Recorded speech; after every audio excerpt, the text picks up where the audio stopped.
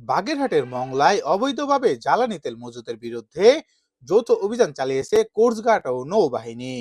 29শে March বৃহস্পতিবার দুপুরে কোস্টগার্ডের media কর্মকর্তা লেফটেন্যান্ট কমান্ডার সাব্বির আলম সুজন জানিয়েছেন, গোপন সংবাদের ভিত্তিতে মধ্যরাত 1টায় মংলার যমুনা পেট্রোলিয়াম লিমিটেডে অভিযান পরিচালনা করা হয়।